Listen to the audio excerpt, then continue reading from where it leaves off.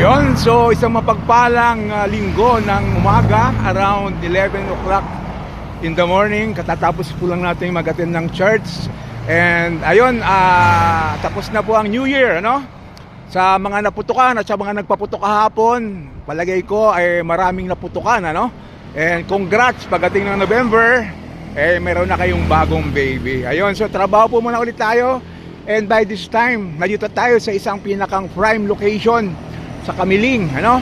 As we notice, we are here along the Romulo Highway, ano? Romulo Highway po to. Ito po yung papunta ng town proper ng Kamiling. Ayan. At ito naman po yung papunta ng Santa Ignacia. Kung makikita po natin, yan po mismo yung arc. Yan. Boundary po yan ng Santa Ignacia na, and yung arc na yan, Kamiling na po to. Okay. And kaya ako tinawag ito na prime location, prime dot itong ating binibenta ngayon. Ito pong wala na pong 100 meters away. As kung makikita natin, yung may nakalagay na pong yan na Welcome Santa Maria. Yan po ay ating university na pinagmamalaki po ng Kamiling, ang Tarlac Agricultural University. 80 hectares po yan. Ayan po, 100 meters away. Kung makikita po natin, zoom in natin. Ayun po, yung may overpass. Ayan, overpass na yon. Yan na po mismo yung harap na harap ng Tarlac Agricultural University.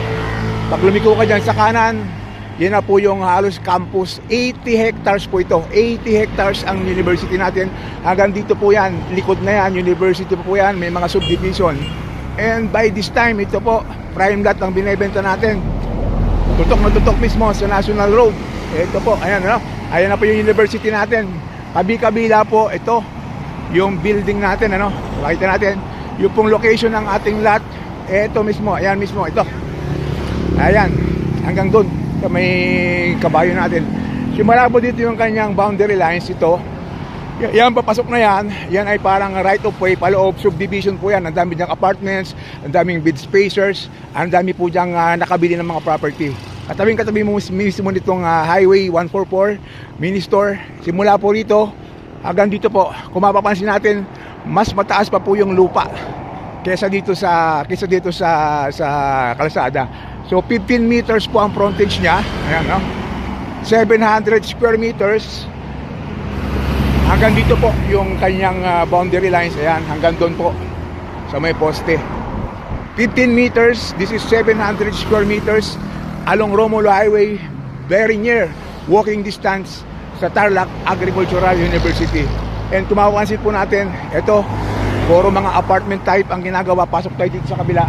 Itong isang loting ito, simula dito hanggang dyan, 15 meters din. Iba naman po yung may-ari. Yung binibenta natin simula dito hanggang doon sa poste, 15 meters, 700 square meters. Pakita ko sa inyo yung loob. Ito, may mga coffee shop tayo. Itong ginagawang building na to, halos ganito kalaki yung frontage niya. Ayan. Ayan, mga ginagawang building yan. Paupahan, commercials. Tapos itong corner na ito, more or less mga 45 meters, papasok po ito ng subdivision. Yan, nakikita natin yan, halos sakop pa ng Tarlac Agricultural University. Ito, ayan, punong-puno po tayo dito ng mga apartments, boarding houses, kasi po yung ating Tarlac Agricultural University, ayan lang po, ayan. Kabi-kabila, kaliwa, kanan, puro university po yan. 80 hectares po to. Parang kasing laki po ng UP Diliman campus. Ito po yung ating location ng lot. Ayan, plat na plat dito sa taas. So yung tungkol sa tabon, tayo pa ho magbibigay sa kanila ng pangtabon kasi nga ho, halos mataas pa ron sa location ng highway. Simula po dito yung boundary lines ng lot natin. Ayan, nakadikit sa pader. Ayan, simula dito, ayan, hanggang doon sa dulong yan. Nasa 47 meters simula dyan. Sa yan, apartment pa rin yan. Puro apartment, boarding house, apartment.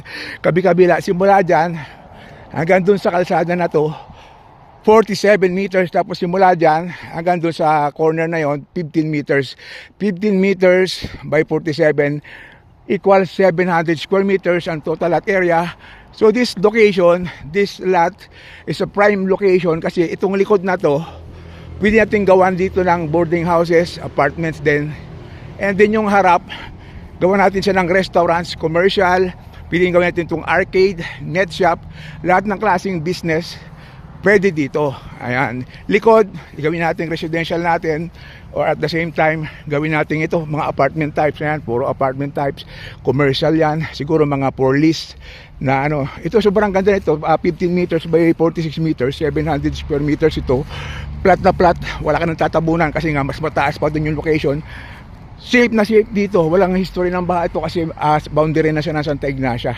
Ayan. So ito yung mga neighborhood niya. Ito yung kanyang pinakang boundary lines. Ayan. Hanggang dito siya. Ayan. Ito, tapos yan na highway na naman. Ito yung mga neighborhood niya. Kung mapapansin natin, ayan. So subdivision pa yan. Puro mga binebenta pa rin. Maraming mga nakabili na.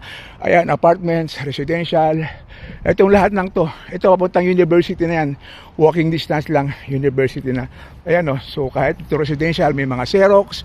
Kung bakit dati, may mga photocopy, printing kasi ang atin ditong target market, university, mga college students, lahat na dito, lahat sila dito umuupa.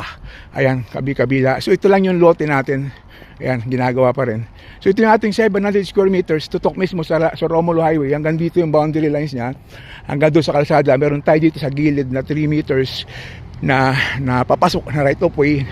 Hanggang doon sa may gilid na yon, papunta ron. So pasok tayo rin sa gilid.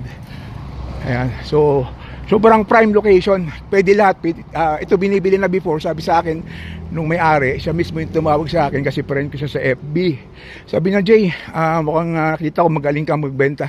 Subukan mo nga i-for sale itong property ko. So tinuro niya to. Actually, nung isang araw pa kami magkausap. Shout out to you, ma'am. Ma'am, hindi ko lang ng papangalanan para for your privacy. Pinunta ko ngayon after the church. Ngayon, at nakita ko sobrang, yung price kasi nito nung sinabi niya sa akin, medyo parang sabi ko medyo mataas konti. Pero nung makita ko yung location, halos mataas pa rin pero sumasakto na kasi nga eto na mismo yung harapan niya. Ayan yung gilid natin. Ayan mismo yung property natin. Ulitin ko po, ayan, yan na po yung Tarlac Agricultural University, 100 meters away walking distance. Ayan po yung may, yun yung may overpass na yun. Kabila, university, tas itong likod na to, puro subdivision po yan. So, itong loteng ito simula dito, hanggang sa may kabayo natin, 15 meters. Tutok na tutok mismo. Dito lahat dumadaan, yung mga papunta Pangasinan, lahat ng big bus na galing Pangasinan, dito lahat dumadaan. Tapos, in between siya ng Kamiling, ang location, tapos Santa Ignacia na pag tumawid ka. Very ideal sa for commercial, lahat ng klaseng commercial, pwede rito kasi nga po, ang target market natin, ay yung ating university. Ang ating Tarlac Agricultural University, parang UP din naman kalaki. Almost 80 hectares po yan. Kaya yung estudyante dyan, halos ang market dito, mga nangungupahan. At napakagandang gawin itong internet shop, coffee shop, arcade. Kompleto po lahat dito, kahit anong gawin nyo. Tapos sa bandang likod, since 700 square meters po to, pwede tayo magtayo ng apartment or boarding houses. Sa harap, itong harap na to, gawin natin commercial, arcade, net shop, coffee shop, lahat ng klaseng commercial, restaurant. And dito sa bandang likod na yon, yung kanina tinuro ko, pwede natin gawin commercial. Parang ganito siya, yung mangyayari dyan. Halos ganito rin kalaki yung frontage nitong building na to. Nasa 15 meters din, halos pare-paras naman sila. Simula dyan, hanggang dito, ganyang kalaki ang gagawin natin development. Ayun, so I'm talking directly with the seller, owner mismo, ang kausap po dito. Hindi po tayo nagbibideo, hindi po tayo nagpo-post nang hindi tayo nakikipag-usap mismo sa may-ari. Hindi tayo katulad ng ibang ahente na i-repost. Katulad nito, pag nakita nila, subukan nyo i-repost to. Wala ritong signboard. Kahit pa nakita nyo lahat kung saan malapit ang location, kitang-kita nyo kung saan lugar itong loting ito. Pero kausap ko mismo yung seller, yung mismo nakapangalan sa title. Nasa ibang bansa siya, friend ko siya sa FB. Hindi ako nagpo-post, hindi ako nagbebenta. Uulitin ko nang hindi ako mismo ang kausap ng seller. Kaya pagdating sa presyo, I'll always see to it na honest seller's price po ang ating ino-offer. Sasabihin ko sa inyo kung ano yung totoong presyo, and then kung talagang interesado kayo, i-negotiate natin sa kanya. I'm very transparent. Willing po akong ibigay mismo yung direct line niya or mag-usap tayo, meet halfway para po dito sa doon sa napakaganda. Ulitin ko before I go, this is 700 square meters with a frontage of 15 meters by 46 meters. Very prime location along Romulo Highway. walking distance, very near the Tarlac Agricultural University, Kamiling, boundary of Santa Ignacia. Ayun lang po muna at medyo mahaba na itong video. So, God bless and happy weekend. Thank you so much for watching, everyone. Good morning.